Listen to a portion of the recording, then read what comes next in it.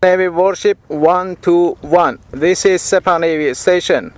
You must alter course and go back to the Indian Ocean immediately.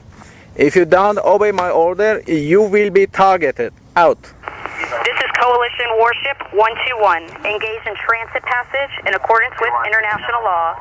No challenge is attended to you. U.S. Navy warship transiting in the vicinity of Fujay Report and Oman Sea. This is SEPA Navy. This is SEPA Navy. Last warning, last warning, last warning. He was close to High Island 4. Attention all vessels, attention all vessels, attention all vessels in Oman Sea. This is Iranian SEPA Navy. If you see any warship in your vicinity, keep a distance more than 10 miles from them because I'm ready to open fire on them without any warning. Shalom, giving all praise going on to Yahweh, Bahashem, Yahweh Shai, Bahashem, Kadash. Double honors to all the apostles, a great millstone, do well. Peace, love, and blessings to the brothers on the highways and byways, giving all diligence to make a call and election sure. I'm that Philip Kanakala coming at you once again with another lesson, Lord's will, through the spirit and power of Yahweh, Bahashem, Yahweh Shai's lessons, edifying, also exhorting. Nigga, this is be a World War III escalation. All right, the war to end all wars is prophesied in the scriptures. All right. As a matter of fact, before I continue to talk, let's bring that precept out. In the book of Revelation, the 11th chapter, the 14th verse, it says a second woe is past. All right. In order for a second, all right, it had to be a first. So World War I, World War II is past. Okay. And behold, the third woe cometh quickly. All right. So the understanding of that is 3 world wars, which Albert Pike, all right, on the left hand side, they already had that agenda, but hey, it was prophesied and said by the Lord first. Okay. So this is the escalation of a third world war, which really this is just the economic part of the war. All right. This is an economic war right now. All right. Because the strait has been opened. But as you can see from these sources, because of the negotiations fell between America and Iran. All right. I believe Pakistan was the mediator. But the negotiations failed. All right. And America said, they will block the Strait for moves after Iran talks, because what's happening is Iran is allowing the traffic to go through, but only to their allies, only to the people paying the tolls. And, from the reports, if the oil is being bought in the Chinese yuan, all right, anyone with American interests cannot basically go through the strait. Iran has full control over the strait. So what the U.S. is going to do, the U.S. is going to stop that traffic from going through there. So any vessels, all right, the U.S. is going to stop them, because Iran is making money still. Okay. They're still making money. They're charging the people to pass through the tolls. All right. And they're still sending their oil out, so to say. Okay. They're just not allowing anybody with U.S. interests to go through. So, and as you can see here in the comment boards, America's being exposed, man. The propaganda and all this stuff, as you can see, 7 hours ago, international law, very funny, because America talking about operating international law, the hypocrisy, okay? But yet they'll invade sovereign countries and kidnap their leaders, all right? It says U.S. quoting international law. What a joke. Everybody's laughing, man. America talking about international law is crazy. What international law?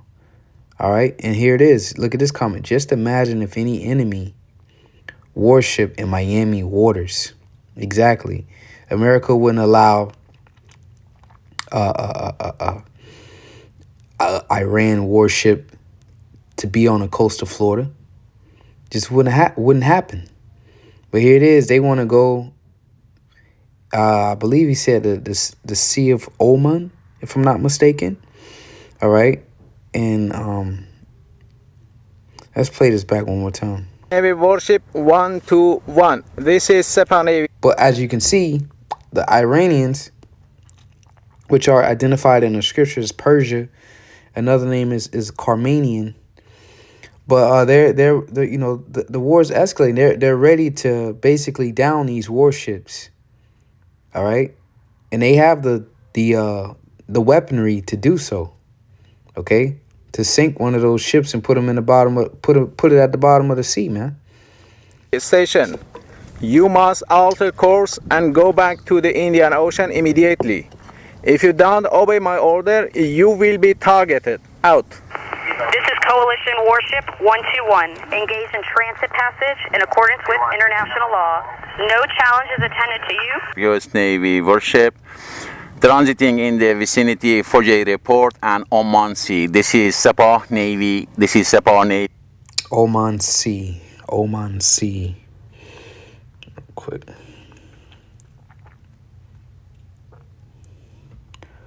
Oman Sea. Exactly. Oman Sea. So, international waters. All right. Gulf of Oman. He told him to go back to the Indian Ocean, which, that's international law. International waters. They want you to go back out here because this is where these ships are sitting out here in this area right here because they're afraid of getting struck by Iranian drone or Iranian missile, ballistic missile. All right. So their plan is to go up in this area and stop all the traffic from coming through there because Iran is only allowing, people in compliance with their orders to go through. So they're still making money. Russia's still making money. Iran's still making money. All right. And this is just economic war. All right. And Trump, he's manipulating the stock markets, the U.S. stock market, based off of these events.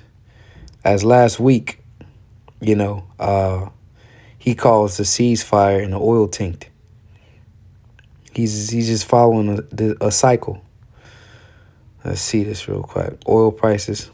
Oil's up, as you can see. Let's type in silver price. Silver's down. Gold price. Gold's down. So it's a cycle. So last week, the price of oil tanked. All right. And what solidified the narrative was a ceasefire. But oil was going to go down anyways. All right. Because silver and gold was up last week. So this is how they operate. So as you see, oil is up and metals are down. So oil is going to climb this week and metals are going to drop. That's just how it is. And what's the story? Even though this was going to happen, oil was going to go back up regardless because the energy sector got paid Friday. And now basically they buy their own stocks and prop it up.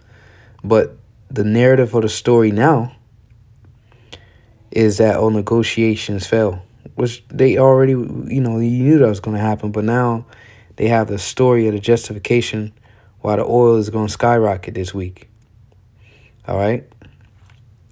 Because, negotiations failed. So it's all just market manipulation. All right. This is again, all wars are banker wars. This is a financial war, part of the war right now, but it's going to lead. All right. This financial war is what it leads into a real war. And this is so happened to be the last war, the end all wars, the final woe, the third woe. So let's get into these precepts. This is St. Matthew 24, verse 1. And Yahushua went out and departed from the temple, and his disciples came to him for to show him the buildings of the temple.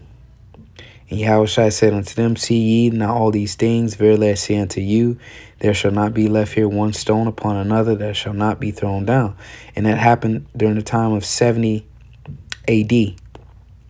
All right. When Vespasian and Titus sacked Jerusalem. All right. 70 AD. Temple destruction. All right. Destruction of the second temple in Jerusalem occurred September 70 CE by Roman forces led by Titus. All right. Making the climax of the first Jewish-Roman war. Because it started in 66, but it ended around about 73. But 70 was the climax, as it stated. After a brutal months-long siege, the Romans breached the city defenses, burned the temple, and razed Jerusalem, leading to massive casualties and slavery. Images, this is one of,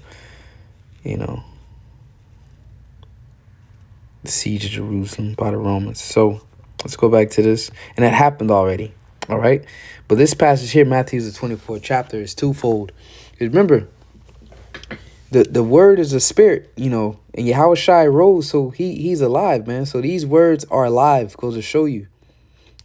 You're not just reading a regular book. This isn't the average book, all right? There's a spirit that comes with this book, and you have to be anointed to be able to understand it. It says, Now as he sat upon the Mount of Olives, disciples came unto him privately, saying, Tell us, when shall these things be, and what shall be the sign of thy coming and of the end of the world? All right, so that already happened. Verse 2. That already happened, but did the Messiah come back? No. All right, goes to show you this is twofold, because why? This is now going to be filled in this time, this generation. All right. It says, Now as he sat upon the Mount of Olives, the disciples came to him privately, saying, Tell us, when shall these things be, and what shall be the sign of thy coming and of the end of the world? Yahushua answered and said unto them, Take heed that no man deceive you, for many shall come in my name, saying, I am anointed, saying they're the Christ that anointed, and shall deceive many. And ye shall hear of wars and rumors of wars. See that ye be not troubled, for all these things must come to pass, but the end is not yet. So you had World War I, World War II. Now we're in the midst of World War III, just the financial part of it right now. But hey, it's escalating. It's about to get there. All right, we'll see how things play out this week. All right, but the end is not yet. For nation shall rise against nation, and kingdom against kingdom, and there shall be famines and pestilence and earthquakes in diverse places. All these are the beginning of sorrows. And we in the beginning of sorrows, man. All right. Inflation, is rising. We're in stagflation right now, where unemployment is up in the midst of inflation. So there's no jobs, and the money and inflation is kicking in. All right, that's stagflation, no growth in the economy. So, but this is the war to end all wars. All right, because if you have eyes to see, you can see that, just look at the technology. You can see the direction things are going in society, all right, which is written about in scripture. So this will reset the global economy and will bring forth the digital, all right, the tokenization era, where all the assets are tokenized, all right, on this digital system. And you will need this device to be able to participate, which is the RFID chip, or NFC, near field communication, and you see that now, examples with, touchless form of payments, Apple Pay, so on and so forth, things of that nature. With Revelation 13:16, he calls all, both small and great, rich and poor, free and bond, to receive a mark in their right hand or in their foreheads. and that no man might buy or sell save that he have the mark or the name of the beast or the number of his name. And this is exactly what this war will usher in, all right? Because as you can see, the effects that this has on the global economy, inflation, prices rising, the collapse of the dollar, the end of the GCC, the Gulf states, all right, which is the destruction of the petrodollar, of the U.S. petrodollar, all right? So this is, this war is escalating. As you can see, they told them to get up out of there. U.S. warships, hey, man, so it's going to be interesting to see, especially when America, let's see if they because before they said they was going to do this, already rumors when America started sending them ships out here, basically they were going to impede on the traffic coming in and out of the Gulf here and stop them. How they was seizing the tankers over here in Venezuela, all right? How they put the ships over here and they was seizing the tankers over here, okay, and stopping them from going to China. Well, they plan on doing the same thing out here in this region. So when the ships come through the Gulf, all right,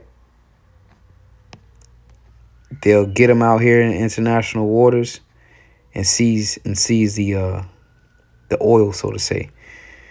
And it's gonna be interesting. Definitely gonna escalate, man. It's gonna be interesting to see how that play out, because that that oil going to China and all these other Asian countries, and so on and so forth. All right. So let's see how things play out. But that's pretty much all I got. Again, giving all praise to Yahweh Bahashem Yahweh Shai, and Shalom to the elect.